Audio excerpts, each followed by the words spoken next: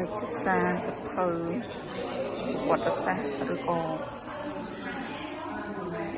ចំនួននីមួយមើលលោករក្សាទុកបានល្អមែនតើ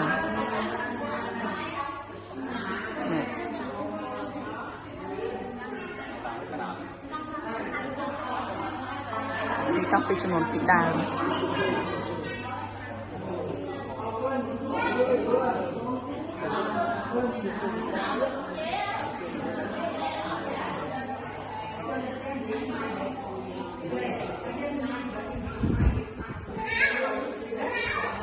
ជួងនេះក៏មិន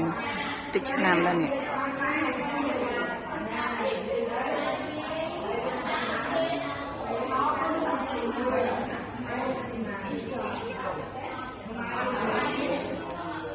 ខំរកថត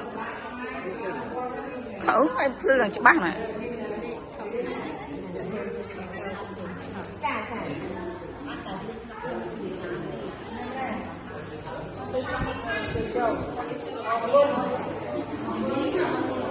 លុយ